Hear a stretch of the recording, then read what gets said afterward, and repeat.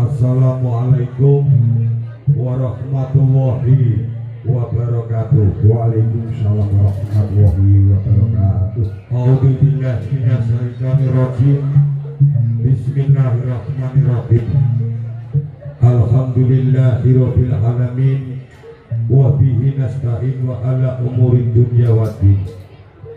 Wassalatu wassalamu ala asrofil anbiya'i wa mursalin Sayyidina wa maulana Muhammadin wa ala alihi wa ashabihi ajma'in. La haula wa la quwata illa billah bil aliyyil azim. Amma ba'du. Amin. Dumateng para sesepuh bini sepuh sesepuh ingkang para ing pamawat saha reja ing pitutur, para pangemban ing praja satraning negari pinangka pandhapan dening para kawula dasih ingkang sinuga ing pakurmatan, saha para sarjana sujana saha sujananing budi ingkang pantes sawenang nampi wahyuning kasutapan ingkang satu bulu kuring budi, para alim, para ulama saha para kiai kerinten dalu ingkang tansah sumandi kitab suci wahyuning ilahi pinangka panuntun kiblating panembah ingkang satuhu luhuring budi. Ugi boten katalumpen ingkang hamengku gati Bapa Sanggrah Saputra dalah Ibu Hartati saha sakluwarga ingkang samya lenggah. Boten katalumpen dumateng para bapak piwak para ibu seprambah, para kadang muda werda kakung putri sedaya ingkang sampun nampi pakurmatan. Moga kita tansah nyuwun wonten ngarsanipun Gusti ingkang Maha Suci ingkang sampun paring wasa wasih, paring taufik sarta hinayah lan hinayah kemaring kebagaswarakan sehingga wonten ing dalu punika panjenengan dika sami saged rawuh mirsani pagelaran barungan warga utama saha Salawat sarta salam kunjuk katur dumateng junjungan kita Nabi Agung Muhammad sallallahu alaihi wasallam. Salah satu galing nabi lan rasul ingkang badhe paring pangayoman pitulungan dumateng panjenengan tiga sedaya ing pinjang dinten yaumul kiamah. Amin Allahumma amin.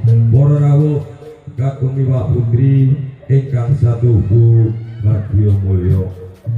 Ing mriki kawula ngadhep wonten ing ngarsa panjenengan tiga sami pinangka Sule salira saking panjenenganipun Bapak Sanggrahdala Ibu Hartati. Tiang sepuhipun kekawihan tepi darmaning tiang sepuh boga krami putra putrinipun.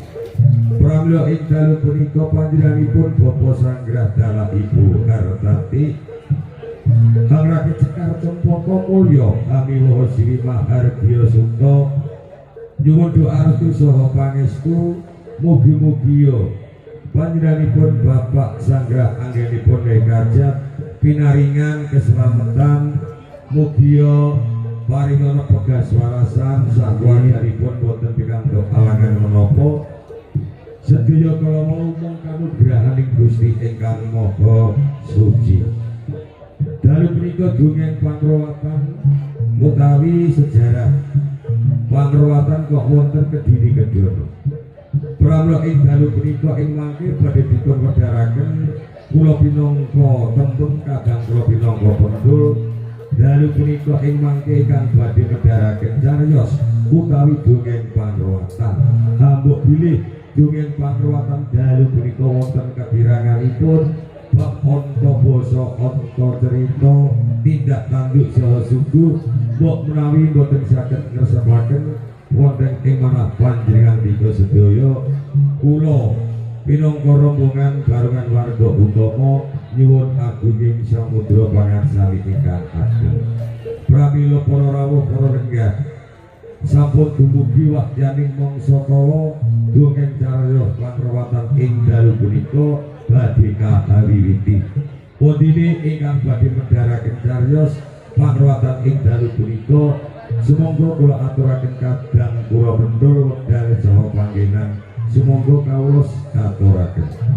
Sampun tatas titis tetes pas anggenipun ngobarake kakang gembeng dari ngepas ing dinten malem Senin Pahing Geralang tabuh songo dalu mriku rene kawula mirsani ingkang diterusani pendul kalian kepeng badhe wedharake dongeng. Ayo menika dongeng tilaripun nenek moyang kita utawi adat keluargaan. Nasa kados nyaten kadat menawi dipun tinggal untuk bilani keluarganipun Bapak. Insyaallah sedaya Bapak ingkang kagungan kadat sampun tetepi ugari tiyang Jawi Pak insyaallah sedaya panyunipun disebadani kanthi selamat. Ing ajeng kala wonten sampun wonten tetembungan purwakala utawi ruwatan sedaya kala mawa teges. Purwakala purwa kawitan kala kedadiane waune saking menapa. Ingkang nomor kalih ruwatan lurus kekuatan. Putri putra ingkang dua dalu menika saged kiat menawi dipun gonjak dipun itu dipun ganggu menawi ketawa boten bakal warnane. Awit menika kiyatno dinanipun atas saya. Pramila iki keparo badhe dongeng ing ajeng sampun dipun tembungake kakang kebon menawi wonten lepak atur kula nyuwun pangapunten ingkang ageng. Kakang kebon, piye to? Dina iki kalian aku cuma toko jumeneng sang sori pratar nabat aku binatoro pusat untuk dikonco. Duta rencana tegese to? Tegese duta utusan rencana jawaban. Ayo dina iki bebarengan. Ya nyuwun marang pasane Gusti Allah Subhanahu wa taala lan uga nyuwun wasilah karo cikal bakalan nyuwun wasilah karo ari kudune sing wis mariwon nyawa butut kabeh mau diwasilahi ilmu diparingkun kabeh sing wis ngono ing nyawa butut. Dina iki tak dongeng iki. Kepiye wedhar dongengane to? Iki kacek gedongengan. Kocak kacarita jaman semono kakang kebon. Iya, jaman biyen piye? Bungelari jagat si awang-awang wong-wong ora tanah Jawa kidul kulon kaya ana arane Asetra Gondolumayu. Iya. Gondolumayu ki sing gandane mayit. Nalika semono gawat paliwan lebu basa Jawa para Jawa mati sapa para berbada ambekan. Wis rada gawat kaya apa sing ana pawas sing kepeng babat alas. Arane sapa sing wani babat alas? Semono kae ora ya pentul karo tebel saka negara Mesir. Sebab kait. Lumawa ing pulau tanah Jawa ora duwe piyandel mesti Ora ora bakal. apa kabeh piyandel iku to Siji sirep dikono gawe putih di buku kuning. Sing loro aja sura meso sura. Nomor 3 ku bisa kok 3 piyandel petol karo tambah gede kang dadi kasihate. Siji sirep dikono gawe putih buku kuning. Mengkono aset godhong mayu kabeh panggonan dhewe jeb setan Banaspati gedrung dadi asap itu kan. Nek wis tak tamani pusaka tak sirepi kabeh lumpuh daya kekuatan. oh kaya ngono Iku sirip dikono gawe putih. lah sing nomor 2 Lanjang sura masuk sura. Kono pasang asih dapat dene pusaka mengkono tak tamani pusaka lanjang sura tanah bakal bisa subur. oh syukur alhamdulillah sing nomor 3 to Kok kasaku disambut salah satu kewan sing ora gelem lunga saka papan kono Bang. Berbahasa ditumbak nakala dijoro menter kecil pamane. iya Nek ditamani pusaka ku disambut tegese mati ora tegese mati. oh kaya ngono kabeh gayane Jekar sapa negara sing pentokan tetep itu kenal Setro Bodol Mayu. Dia agak kok dicake kabeh seri-seri alas kono Bang. Iya. Sing tak Banaspati gedrung kiwa jalan padha sing padha lupuh dari daya kekuatan apa. Nek kanggo cape orang sing ganggu dapat alas. dibacutake Nah, dapat alas kanggo cape tombo. Jebul-jebul kedhepe netro maune ra ono jebul ono katon gunung-gunung gede Bang. ana gunung kang dhuwur gedhe Dhuwur gede. pentol-pentol nek ngarani gunung apa to Gunung-gunung gede nek oleh karani petrus semono kae Gunung Serandil. Gunung Serandil oleh Sangapalan dumati karane goro-goro pedhot aliman mendung ambilan udah terus bedhek mati ketor. heeh Cilepin dadel sepet bedhek mati ketor karane Gunung Serandil berkah. Bengkai Gunung Serandil judule kewan ur gajah putih karo mata putih. oh dadi kaya ngono bengkae pecahin gunung Serandil Sawi gajah putih mata putih pati ketumuk pati judul saka lengkeh Gunung Serandil ing kono banjur goleki wong tuane. iya Sopo tenan sumukir jolakan iki walu. Anane ana anak kudu ana sing anake. Sopo sejatine wong ta goleki wong ta. Ketemu karo begawan aki kowe sing meku Gunung Serandil, Bang. Ditakoni karo gajah putih mata. sawise ketemu takon binakon Keparon yang pirsa kadang begawan. Rene kala menika dereng kertos sinten telalipun ingkang tujuh 20 mil kalian kathah kula mata putih. Nek kowe ngono ger nalika lair judul wis ngono ora dilairno saka wong tuwa. Lan ora dilairno saka manungsa. Kowe iki nalika semua judulem bengkai gunung kadhe judule kowe kuwi mulo cetha nek dibati kowe tak kalani gunung Serandil ya titis saka gunung Serandil. oh kaya ngono Menawi ngaten badanipun menapa kangge begawan atasipun putra kaliyan titis. Nek anak umprai ya dikandhek kudu sasasi dina nek lair diarake saka buah bapane ibu anak. wana Nek kaya kuwi bengkai gunung Serandil semono kae judule kuwi kula kedira titis saka gunung Serandil. dadi ana bedane Ana bedane. sak banjure sih ya Sak banjure to. Menawi ngaten kangge begawan pecah bisa kula pasrahke dhateng panjenengan. Nek kowe pasrah karo aku ateges kowe kudu anut aku. Kowe sing gedhe rumangsa gedhe gambarku putih. Dina iki kowe tak jenengake gajah satu gondol. Tak kon kersa ning Setro Bodol Mayu kene. Lan sing kowe bakal putih nduk gambar ulur alore abang kuning putih njur moko dadi simo. Dina iki tak jenengake Gembok Ayu. Gembok Ayu sing bakal ketemu karo sing disuwitani. Dilera pengen pandere ane pade padu doe ketemu karo rodo dadapan. ketemu mbok rodo gadapan Semono rodo dadapan lagi susah pikire, Bang. kok iso Ya, carane sebab rodo dadapan semono kae duwe anak siji arane Damar Rasasaka. heeh Gandrung kapirang putri dalem putri Sang Prabu Jaya Semua Jaya putri Kediri oh Kota. dadi kaliyun putri ratu Durung ati kelakon dia didapan karo Dewi Skateci malah ana Gembok kami Joni Wito kesane kok rodo dadapan. Iku matur. Matur. Menawi panjenengan dereng tepang iki tepangake. Niki Gembok kami Joni saking betis Gunung Serandil keparo marang sowan wonten misalipun rodo dadapan keparo kula badhe Wito. Kalian pendidikan urip bebarengan kalian pendidikan rodo. Nek kowe kepen urip bebarengan karo kesehatan musuh kewan. Watakmu kaya ngono dijelani kok kepen urip karo musuh kok kaya ora prayoga. Ya, najan abot kaya apa? Aduh saka Gunung Serandil rupane teko kene ora tak tampa kudu kani ngoyo. Ya tak tampa. Rasa kuwi. pasmitamu kita kami Jaya nek dina iki aku dipanyu panyu menapa Borodo kula ingkang badhe nyagai panyu itu ora apa bakal tak ngaturake nawone Kediri Putra sing supaya putraku pelakon daftar Deskateji sang aran Deskateji putrine Sang Prabu Jayasukma Jayamurti mangko nek bakal tak apa pasmitamu nggih kula nyasaga apa kados napa wong kula kepengin ditampik kalian Borodo apa kados napa kula sakai Borodo nyuwun pamit kepan bedal saking mriki tujuh wonten ing Kediri Putra Borodo pamit budak deling para kutu warna jim sinten sapiturute ngiring untuk nglakoni Gedha Kamjaya anggone nglamar Kediri Putra lan tetapi tekan juri Kediri Putra dia para pasuwagan padha medhen ketika balik dewa kami dirupani kaya gedhani padha sumilat budal saka ing pasuwagan agung ing Kediri Putra ing kono badhe matur kepiye to iki sana nek kowe rumangsa tekanmu tanpa awet tolong banjur kawulaku kabeh prajurit padha budal laut ana kene sebisa jeneng sapa lan kuwi arep mengko gawe apa nggih Kanjeng Sinuwun Prabu Jayasukma Rene kalau menika panjenengan menawi dereng ngertos iki dipun pestani Gedha Kamjaya serayanipun saking Borodo Datapan Sae Udaya mung kepareng badhe nyaturake mawon. Nawakane kanggo sampe ditampa kersa Prabu Jayasukma diwono ditampa piye? Surasane kawula iki Damar Wasasaka putrane Borodo Datapan kepengin ngayonake putriku Dewi Skateji nek kula nglamar. Oh, ateges lamar. Sawise kaya ngono, Bang. Kepiye to? Sang Prabu Jayasukma Jayamurti iki wis ana paribasanipun Borawasesa, wajib perintah, wajib kongkon, wajib kandhane ning ora nglakoni. Diundang putri Deskateji. Oh, diundang. Deskateji matur ini. Ngeten napa, Romo? Iki ana pegawean harus tak aturake karo kowe. Iki Gedha Kamjaya dadi serayan Borodo Datapan ngatarake lawala kaya ditetokake karo Damar Wasasaka putrane Borodo Datapan. Kowe nek gelem padha nek ora gelem padha iki mek diseni karo Gedha Kamjaya.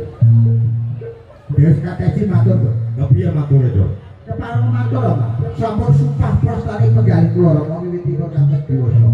Ing bidangipun menawi kula diruku dene priya Rama, kula kagungan panyuwun kula boten tresna pitih pambubrana dunya kathah boten.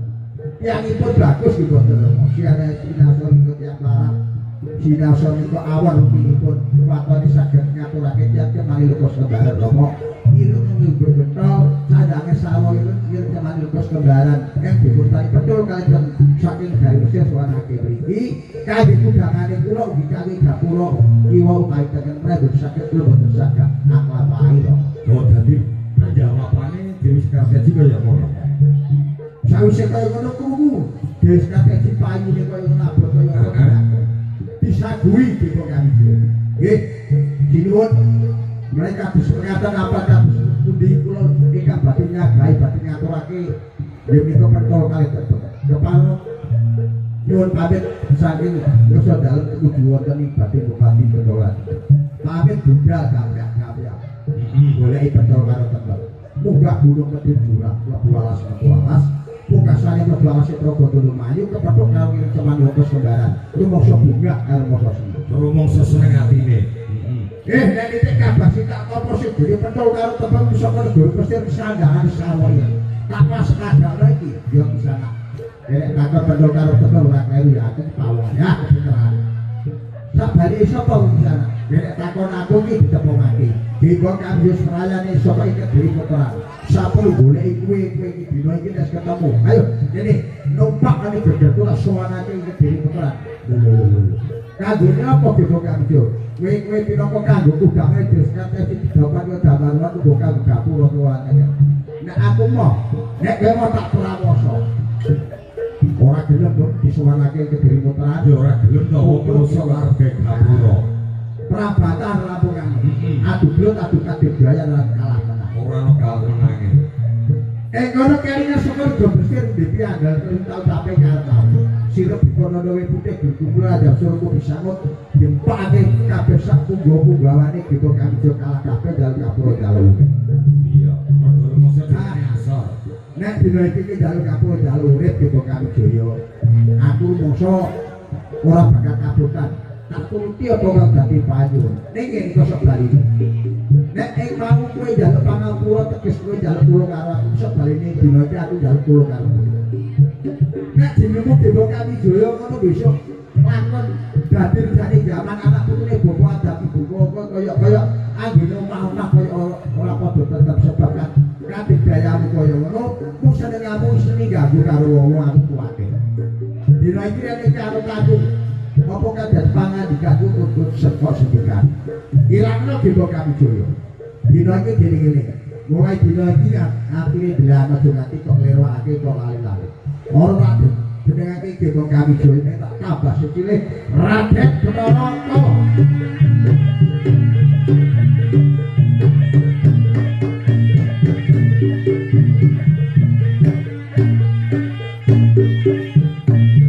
sawise Dewa Kamijaya diwehi jeneng asma Bathara Kala dheweke ya gelem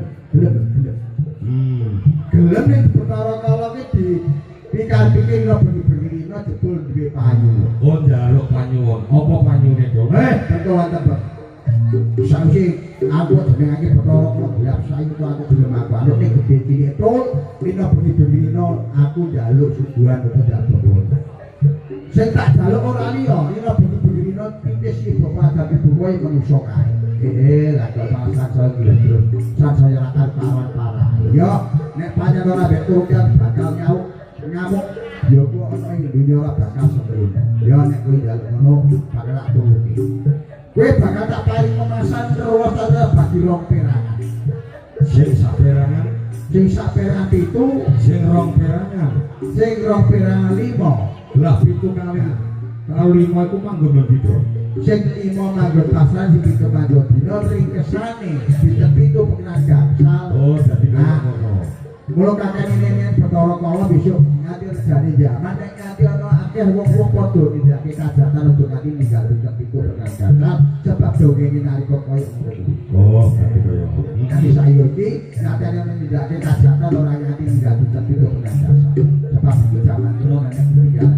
Nah, sawise koyo ngono bae pendok karo tetep dijanji karo Bathara Kala. Wong sing diatur kan 5 karo 7 kae wong kang gasu keton nek diurutne nek wis diluwat. Lah iki awenge pendok karo tetep sing wis diluwat tekarane tekoro iki. Jalur kuning apa pojok papat. Nek disampirake pati-pati nek gadulake pati berat. Benang lae dikerake omah lan karepe kan sekali Purwakala lan diluwat. Kok bisa sampeyan. Nek sok kondo-kondo koyo ngono kan. Hari ngono dul. Bathara Kala jaluk glendreng. Siji ati tukang rewas sing ati ora kupaksa anggone gawe. Oh, dadi. Ning semonake pendok karo tetep durung bisa kersane kate dia. Durung wani jelasake. Sebabku dadi wong wadine pendok karo tetep sing baku Bathara Kala. Kowe bali ana papanmu meneh. Mari ase terus durung maju. Enten ana tunggono taun ana windono nek nganti ana ndak suket turu wasate tak aturake durung diwak napa gawe nek diwak kok iso balik ke papane ndak. Balik ame panggonane meneh. Yo buku pawengi pengelola sebabmu taun ana windono nek nganti ana ndak diwak. Kono banjur sawise lerem. Durung maksud Bathara Kala bali ke papane meneh penuh karo dene saka negara semono kae nek ana udan-udanan ana panas kepanas. Yo jelas kok, Bro. Ya tak turu ya ora bisa. Ora bisa jenah. Kono maksud pikir lerem banjur gawe rokok sing dilok gawe semono kae saka seketalan-alan. Oh, gawe rokok, bisa gawe omah. Dicepet, gapit, cara bubuk besok pengangen-angenane takut dadi jari jaman nek nganti besok kawane Gusti Allah kabeh urip ning donya sing kuyo gawe omah kaya iki kena kanggo nyuruh sak anak putih lah kena kanggo nyiter raja kaya Lah pancen bener mangga itu sing kula nganti saiki iki nganti anak putih bapak dadi buku iso gawe omah nalika semua dongenge semono kaya ngono sawise ngono Bang kepiye to? Rene dheweke iki rumangsa petuk karo tepur rumangsa saka tetep bisa udan ora udanan panas kepanasan kelingan saka Indonesia kae kono banjur nek adane ana penjagaan gata sedina lho apa ya kamu arep ana kamu ya ditulis salah karo lho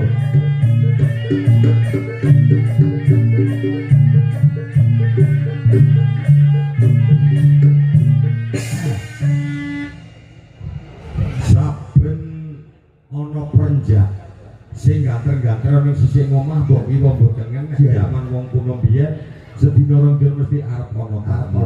Ning kasucapane dina iki bengi iki meran aku duwe tamu. Kamangka kowe karo aku durung ngerti. Saka ngendi papan duwe apa asmane arep diperlu apa. Sejatine kowe karo aku ya durung ngerti. Sih. Nah saiki ya wajib ditakoni to, Dul. Nuwun sewu Pak nggih. Sampai ketok gamblang menawa Nyai Kedhong niku ngendikan kados menawa panjenengan leres Pak. Sae-saene tiyang tebakan menika kedah namilan-nami ngetos riyen Pak nggih. Kesaripun ketok anggenipun ngendikan. Panjenengan dipun paringi nami sinten Pak? Pak Sandra, Bapak Sandra sange dalam pundi Pak? Tengah, pundhaan tengah.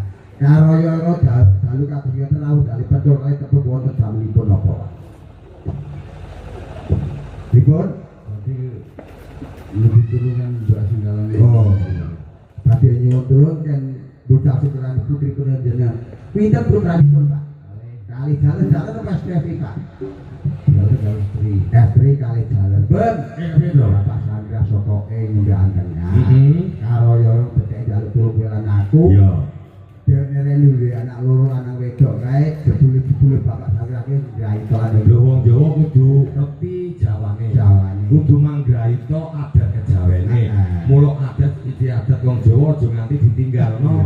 Aja nganti dilalekno. Iya. Kalau nek dilalekno ditinggalno, sok-sok iki milawati awake dhewe. Mula bener kaya Bapak Sandra iki manggaito adat kejawen dilaksanakake. Sebab dheweke urip ana ing Jawa. Iya. Nggih, insyaallah sedaya menawi apa kados napa kula sendikani Pak, panyun panjenengan menika kula sadahi, nggih. Mangke sakrawuhipun panjenengan mangke putri putra panjenengan tinggal dalem kula, bisa antawis dadi hormat mangke sasampun riwatan mangke panjenengan aturi rawuh dalem kula malih insyaallah mangke wonten rebah badhe kula atur dhateng panjenengan malih. Nggih. Sami diterima nyanyi dhateng masih Gusti Allah dan panjenengan wonten dalem Pak. Sampai teka Pak. Assalamualaikum. Waalaikumsalam.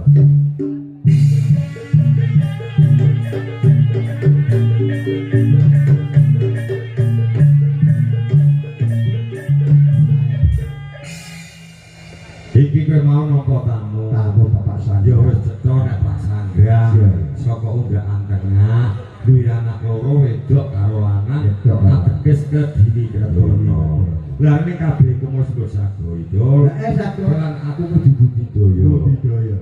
Sumprahe Sengkala ki ora ganggu gawe marang putrane Bapak Sandra. Lan aku kudu jumangka. Piye carane? Supaya bocah loro iku ora kena sekolah. Kowe karo aku kudu gawe jeneng lan gawe cara ngelapor aku ngelapor jeneng. Lah, jeneng itu bisa marake. Supaya Sengkala Rati nek sejatine kowe karo aku bener tembeng. Sosok wadane cocok rasane ati. Kowe rene di jeneng asli sing betul. Tak kei jeneng samaran Kaki Legeye. Sing aku tembung gawe jeneng samaran Nini Legeye.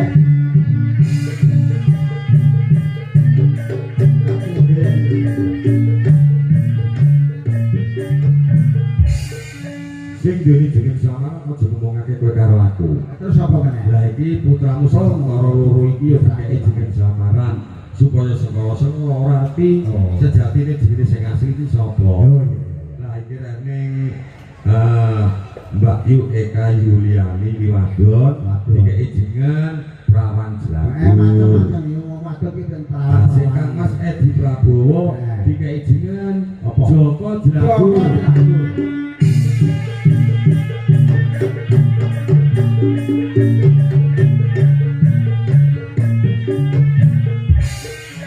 Prawan Jlagur karo Joko Jlagur iku duweni sedulur papat. Lima wujud sing kena diarani Setia Amarah Mutmainah lan Ngarwana. Sing bareng lair sewengi kalamun bengi, kalamun lair sedina ya bareng sedina. Nek wong Jawa ngarani kae ane Kakang Kawan Adi-Aryani ya iku sejatine sedulure tuwa. Joko Jlagur karo Prawan Jlagur. Ayo ditekake ning papan kene supaya ngerti nek sedulure enom iku duweni Sengkala. Kowe sing bisa nekake, wujudake kaya menungsa lumrah Kaki Legeye. Ning sedulure tuwa sing Prawan Jlagur Joko Jlagur kawujudane iku maneka warna ini bisa matur putra pantul tulis Sedat Petra rupa wae sing bakti kena tak takon iso ngomong. Dan rasa terima kayak manusia Pak. Ya biasa kula paringi wonten Gusti Allah Subhanahu wa taala. Bismillahirrahmanirrahim. Sedakep semrukutu mandeng pucuke gloringan bapak Nusrono. Napas nupus kadya jejeg lemah abal kaping 3 nekake dulure iki tuwa sipra dulure nom sipra jagur Joko Jagur. Amarah Allah masuki amomena dudul teko ya yo.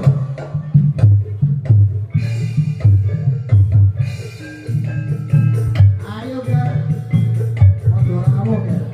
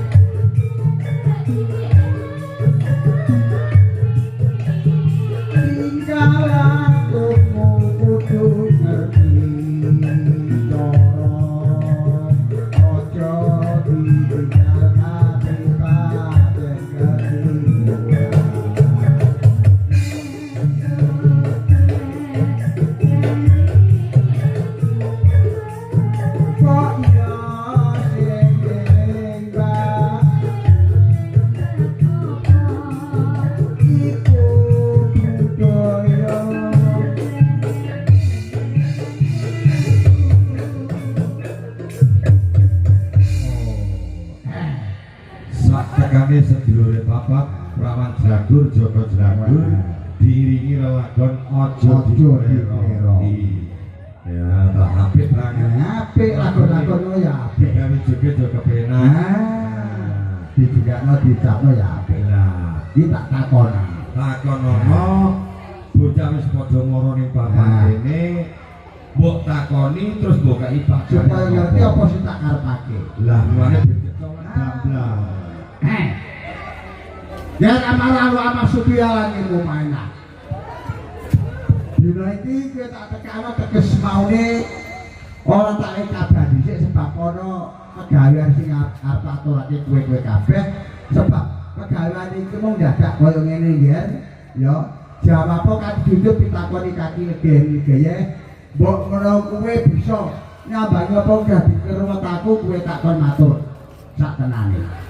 Dina iki aku arep takon kowe disebut nom Suprajagur Joko Jagur apa ora? Di kiyaine kawongane.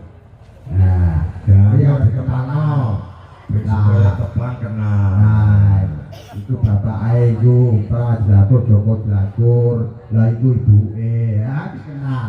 Nah, nek kenal kadang anak si Joko Jagur Prajagur anak Sukerto kena diarani bocah ya kedini kedono bisa selamat bisa uang sak jabane boyo nek ora kok rewangi sebabke duritmu sing didomo-domo. Nalika semono wis saben penanggalamu saged ketonu dihormati bocah kae. Mosok bali dibagi dhewe nang kerto njaluk sabiatu slametno.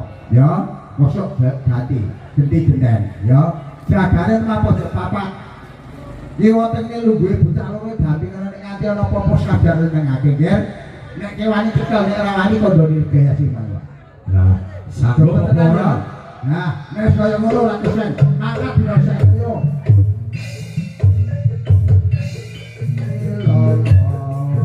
La ilaha illallah. La ilaha illallah.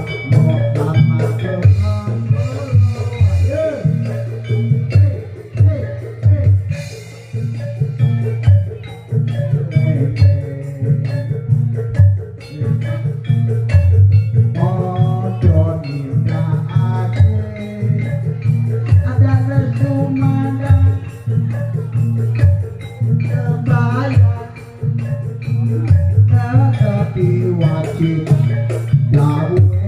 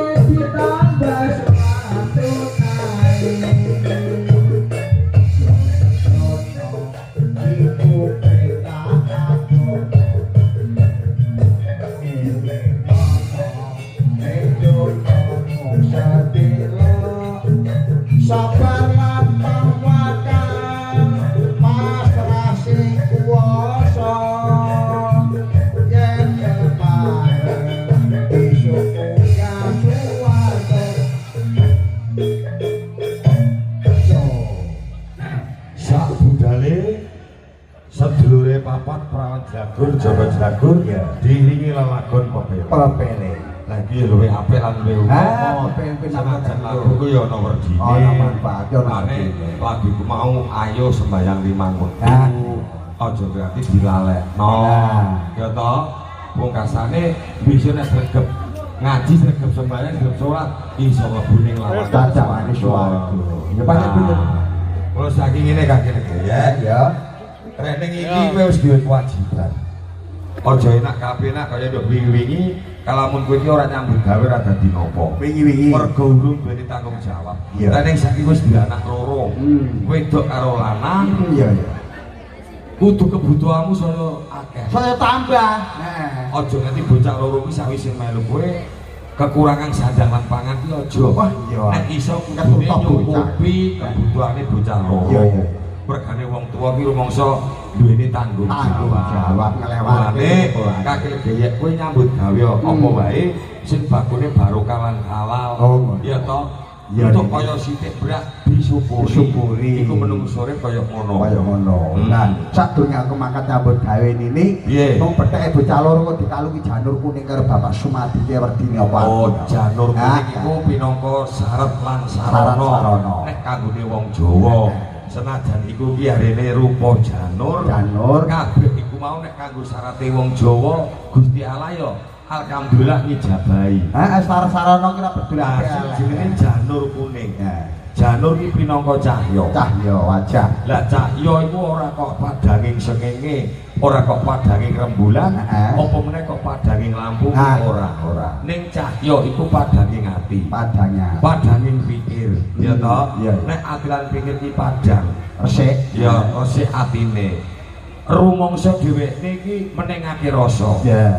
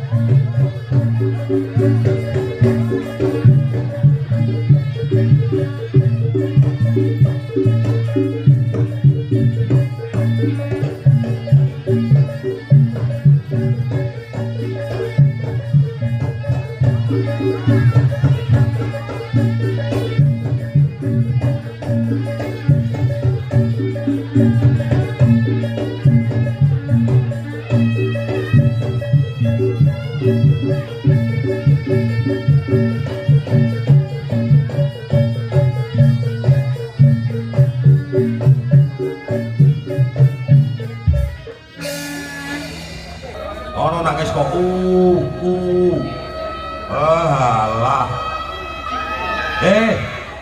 Malah kaya gambreng. Kowe ana apa? Wong kowe iki ditugas kang supaya kowe iki njaga omah pojok papat. Lho malah kowe kok do lunga ning pengarepanku. Malah do nangis. Sejatine iki ana apa? Ayo matur. Matur sing gamblang, sing cetha supaya aku ki bang gampang tuku nampa. Kok malah kowe do rene do malah do nangis. Ayo matur ana apa? Prawan Jlagur, Joko Jlagur ilang saka omah. Bocah iki malah setan ngombe tajin kowe lho. Kowe iki dikon jaga keselamatane sedulurmu nom Prawan Jagur karo Joko Jelagur. Lho kok nganti ilang saka omah kowe padha ora ngerteni. Lah ngene iki lho kepiye wong sesuk kaya ana sing arep dadi nganten barang. Lho kok malah lunga saka omah kowe ora ngerti. Kowe ora ditempohi karo bapak sanggah piye? Manggra itu atine mesti bali ning omah. Ya, kabeh apa sing dadi dawuh kaki legeyek bakal tak estokake. Kaki legeyek bali kaki ngomah lagi ana bebaya kang gedhe. Apa ya kowe ora krasa sadurunge atimu kan? Assalamualaikum. Waalaikumsalam. Assalamualaikum warahmatullahi wabarakatuh. Lali janji.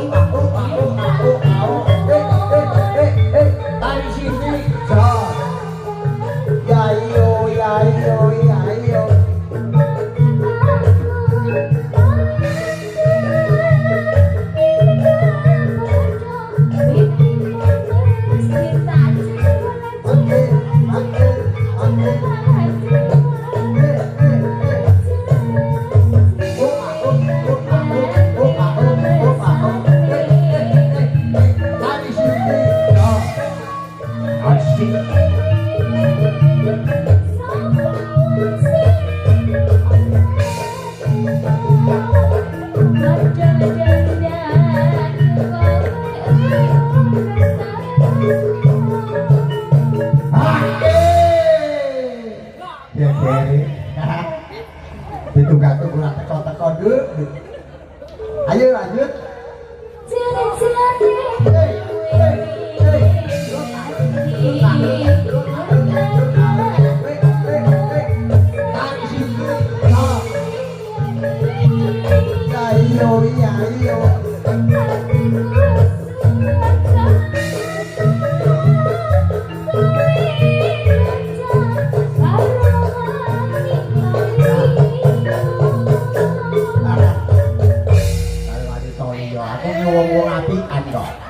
Aku ora tau sembrono karo wedok. Ya suraya terus. Iki ngene kaki lagi ya. Kenapa kok nganti wetok kon bali? Mergo urung suwe nggon menyambut gawe. Bener sawetara urung suwe. Nah, mula ki mergo omah lagi ana bebaya. Bebaya. Aja kaget. Ora disarekno atimu luwih dhisik. Oh ngono. Nah, sawise kowe arep nyambut gawe ra ya kowe pesen karo aku. Wis pesen karo kowe. Kon gula wentah ngopeni keselamatane anakmu loro. Ya Prawan Jelagur, Joko Jelagur. Kabeh kowe dislametake wis digula wentah ya diopeni. Ning kasunyatane anakmu loro iku mau bengi iki ilang saka omah. Lungguh saka papat kene iki. Ya.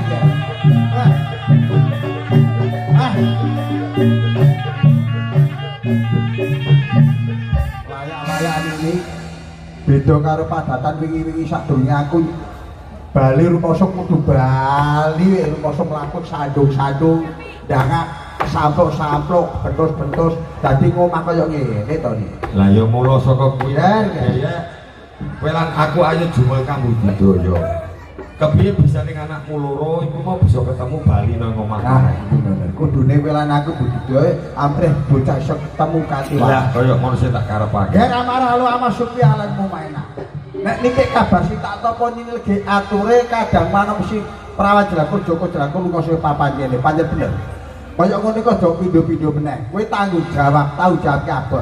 Wah, disir bocah kae deden kulti ayam paribasane aku dadi parang tutune bapake sebab tanggung jawab. Aja sembrono iki. Iki ora-orane bali ora saka kowe. Bali ora saka kowe pupuk durung adoh. Dina iki tak sidikara. Wujudmu kaya dene bangsa setan, bangsa alus sing supaya bisa nyawiji sing nyidra kadang manuk. Kok nek bisa nyawiji di ora gane sing nyidra jane aku bakal simari pengadilan. Ora kesuwen pupuk ora adoh. Pupuk ana bakat ya. Bakat ayo. Pupuk ora durung adoh.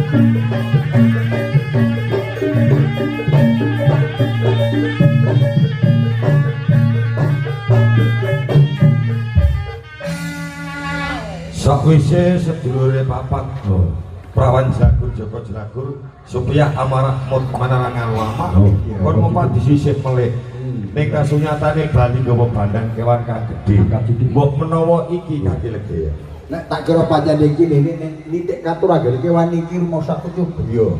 Yen amarah lu ama supaya lan enak. Sakwise kowe tak kon golek kadaman ora bisa malah bali nunggu galban badan kewan sing gedene kok aturake karo aku. Lebonono gugal kewan. Lebonono ki. Ayo.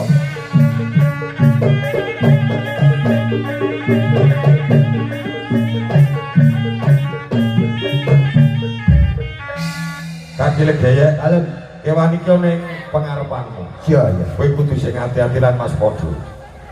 Kowe sing ati-ati aja nganti grusak-grusuk. Iya iya. Coba takonono.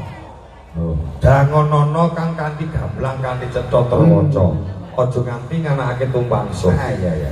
Mbok menawa iki sing idro marang putramu sakarone. Mergo kewan iki kewan iso tata jalma kaya menungsa lumrah. Kowe kudu sing ati-ati lan waspada. Mergo kewan iki gawak lan galak. Dudu lumrah kewan lumrah. Yen kowe takon binakon takon sing ati-ati. Iya.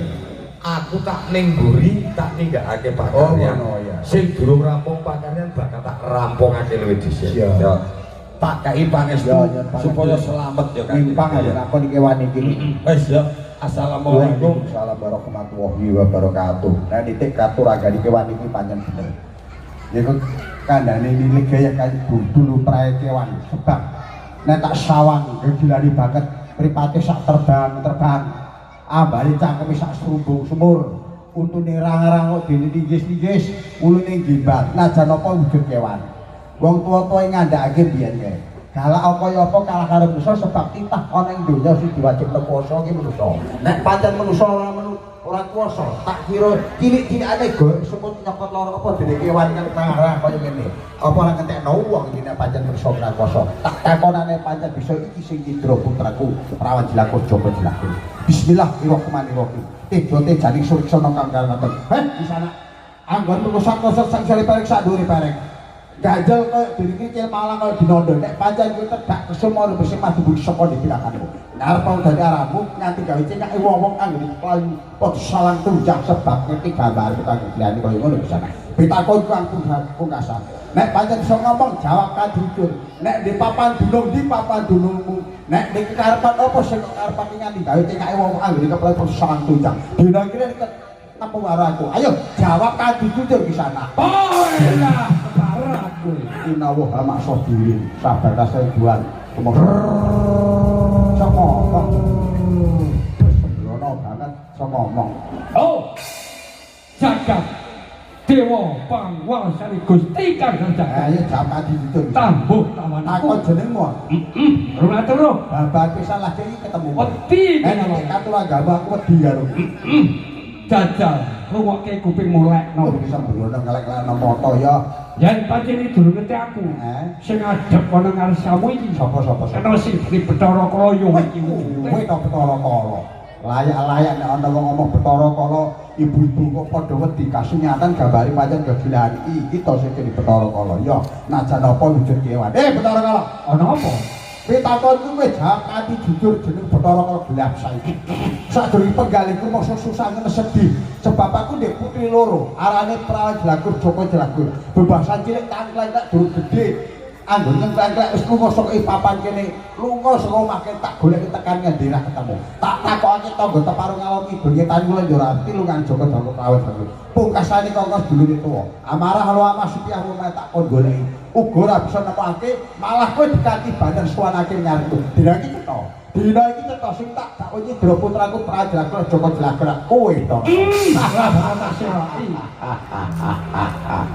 kowe to sugih ketel Balawangi terus sing dadi mengkonku Bathara Kala ana apa girang-girang ibu peh kowe kewan kang wis aku ora bakal ngadepi marang dapurem ora bakal dikit kula kalau ora bakal mundur sajangka dina iki nek kowe wani-wani Idra sing dadi wong kon ayo aku njaluk lare nalika semono kok wani-wani Idra sing dadi wong kon yo nalika aku isih cilik yo jeneng Raden Gembong kami jeneng panutan wong sampe anggun kok sak kroso sak isore pentos ngene gadel koyo dene iki malah koyo dene ngono wong sak perlu aku duwe panjaka apa panjaka wis semono yo kuwi aku abot ngemban dawe Gustiku ndamar ana ning Lodaya Kyai Gandrung tapi aku marang Pisman Ayu Dewi Sekateji oh ngono ning ngono dipati pendul banjur kelingan di Sekar Semono aku banjur goleki dipati pendul ketemu ana ing kelas kedung Magleng nek ngono dipati pendul libakake sirep Brigonondo wewe putih gugu muling sekabehane kutu-kutu warna toga jembri prayangan gendruwo klek-klek bul-bul panas pati padha lumpuh dayange kena sirepe pentolan tebak bacotake rendeng lampu cedak semono bentuk adu banjur disum bali dipati brawa kesewani meneh perang catur saenggo perang pupuh wondene dipati pentul bisa weruh pangapesakuan ing sajroning lalaan iya banjur rumangsa kelingan yen diwangsit dewa kamu ben mati Dole kowe besok jare sakit dewasa bakal muni pekewoh kang gedhe bakal mungsuh wong saka tanah Mesir amprih jenenge pasrah bongkoan sawise wis pasrah bongkoan aku ora duwe jeneng Gembong Kamijaya nanging aku duwe jeneng Bathara Kala jenenge Bathara Kala pentul karo tebak kowe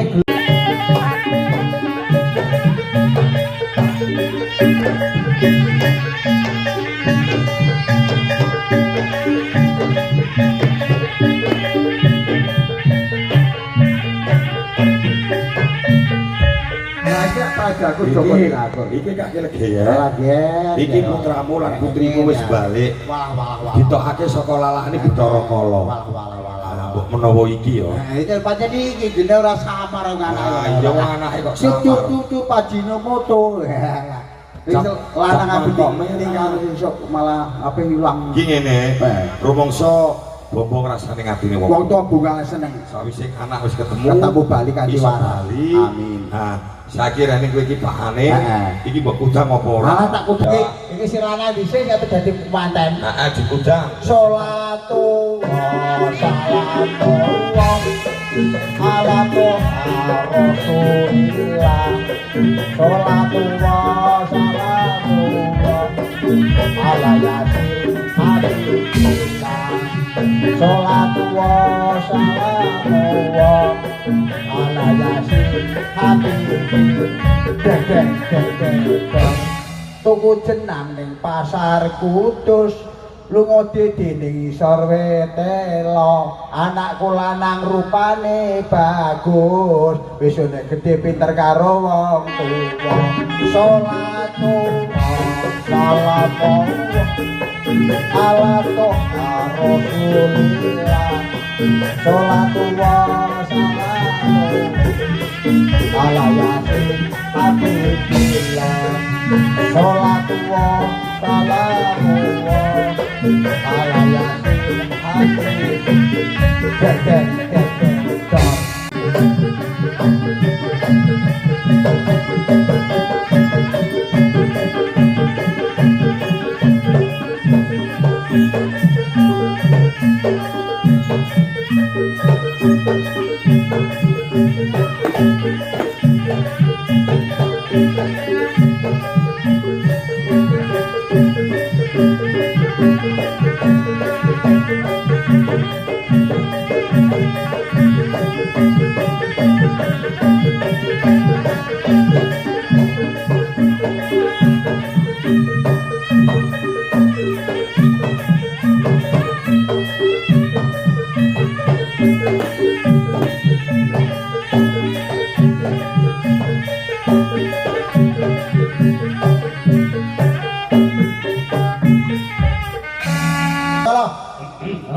Kabeh panyuwun padha kawujudan. Lah panyuwunku kowe bisa wujudi kok sok baline panyuwunmu tak wujudi. Ning ngepasi dina malam Senin Pahing masa durung godhong marem mbok menawa kowe tak etok unawa-rawani ganggu keluargane bapak sanggrah sakeluarga mengko sedina rong sasi taun windono karo tindak ngono meneh aku maksudake. Dina iki ngepasi dina yaiku ning kae dina sesuk sing kenang Jowi Dragur. Aku jak sumpah pas damar. Yo, dipake bro. Ayo. Reneng aku njaluk lan penjaluk ngono kowe bisa wujudi. Neng kene bloro bakal janji karo kowe. Iya, janji. Mulai wektu dina iki malam Senin Pahing iki. Aku ora bakal wani-wani mecak-mecak bumine Joko Dragur. Bagus lho. Sekabeh kutu-kutu Walamotogo. Iya. Jin, priprayangan. Kowe. Genderuwo. Kowe. Klek-klek, ubul-ubul panas pati. Kuwi bolore wakku kabeh. Percaya aku percaya. Kalamun ono siji lan siji sing pengen diganggu. Joko Dragur karo Prawat Dragur. Iya. Aku sisah kok ngalang-alangi dipake. Kaya ngono. Mbok menawa sakjroning karase Prawat Dragur Joko Dragur. Mbok menawa jim-jim setan-setan sing sia mondok ana ing karase. Upamane sono, Pak. Mbok ora keter sing wuto, mbok ora keter dempor, mbok ora keter sing jahil metake. Bakal tak papanake. Ya kuwi siji manggon naga taun, loro manggon naga sasi, telu manggon naga dina, papat manggon ana Jatinegara. Mula eling denane dipane betul. Anak putune Bapak Dam Ibu kalamun digawe apa wae. Aja pisan-pisan lan trak barang sing wis tak ucapake. Iya. Lamun ditrak mbok menawa bali lan sekabeh lembut. Kowe aja nyelake Bathara Kala. Ya ora. Iki sepisan neh. Anggone dauk putra dina sesuk kuwi. Sekabehane kutu alang toko bakal miring. Weh, amin. Mbok nono tengah dalan loro beda apa wae. Amin. Rawe bertaratas malah batang untung di Bagondo. Amin. Tak kira wis paripurna nggo matur aku iki mesti pengen nelak. Oh, ngono. Njaluk papan padung aku lan ben-ben aku di Bagondo. Sumpah prastamu tak seseni. Nek pancen ki bakal isih nerak angger-anggermu, aku kang bakal musuh. Nek kowe njaluk papan panggonan saka kene arek Kidul Kulon, ana glagah rayo ki panggonanmu, kidang menjangan radu blatok pakanamu ra sedo ben-benalu bali Mas Peton.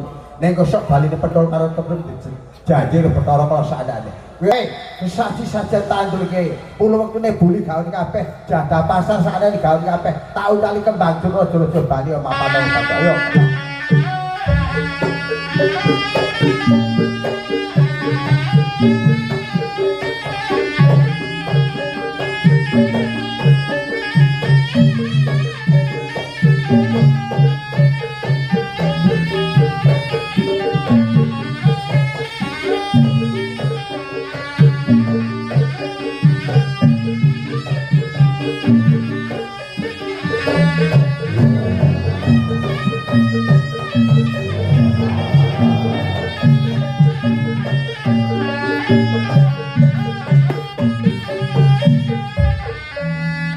Yo ngene iki mau kakek geyek. Kowe karo aku gawe jeneng samaran. Manis betul. Ya toh, nganti Bathara Kala dheweke kaget. Yen sejatine kowe iki arti karo lah maune kowe iki gawe jeneng semak samaran, wis iso melehake Bathara Kala. Mula jenengmu yo diganti lawas. Balik dene meneh. Maune kakek geyek dadi pentol, maune aku nini legeyek yo dadi Tembel pentol tembem. Lah iki prawan jelagur, karo Jrogo Jagur dibalake dene meneh. Lah yo Mbak Yu Eka Yuliani kalian Mas Edi Prabowo. Lah ning mau kowe janji karo Bapak Sanggra ditimbali ning papan. Monggo Pak Sanggra atur mriki, Pak. Assalamualaikum.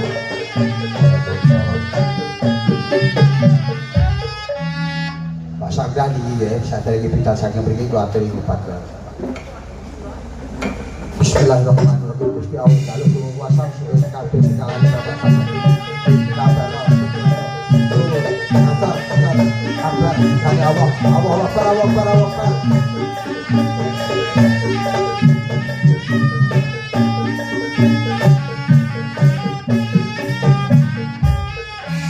Lan iki kabeh kalih training mau jenengan ngudari kupat luar. Saat ini putra putri panjenengan korban saudara luar lukar. Ate niki mengke dikubur Pak dipendem ning Klarase. Mergo niki sandangane putrane jenengan kekalih padha karo jiwa ragane. Wong dina dinggo. Mengke dipendem bismillahirrahmanirrahim aku ora mendem lan ora ngubur sandangane anak loro ning aku mendem sing kalane sakeluarga kula. Selamat nggih napa. Nggih monggo.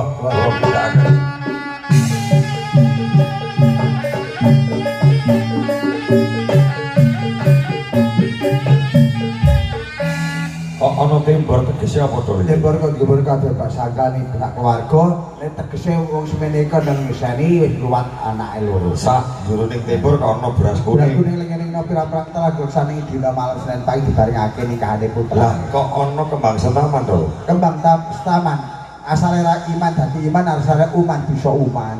Duit cilik raja-raja Wajib kewajibane manusa urip ning alam donya ya kaya ngene iki ana anak pola beko petraga, ana nyuwanto wayahe nikahno paman nikah. Ya kewajibane wong tuwa kabeh. lah bisane sampurna to. Tiba bapaknya sene bapak aku Gusti. Wong apa?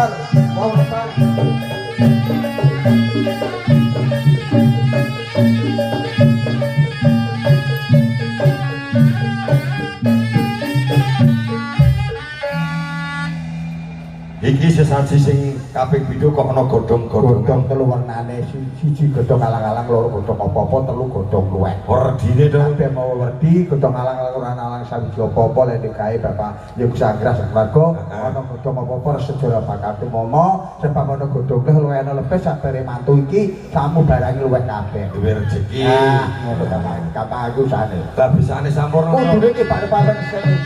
Bapak aku Bapak.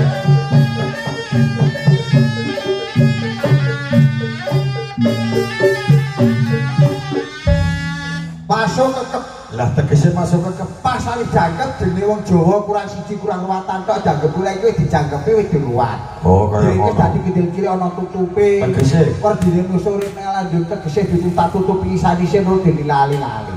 nek duwe panjang. Ngono. Duwe uni, duwe ujar aja sok dilola. Tak tutupi kok Mundak ngebot-ngebot ya awake dhewe bisane Tiba sampurna. papan kene seni bapak aku. Allahu Akbar.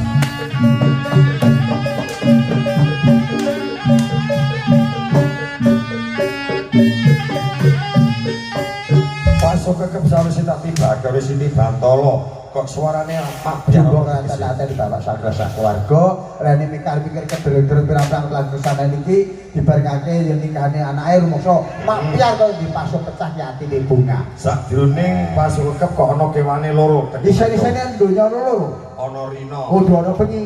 Ana apik. Ana elek.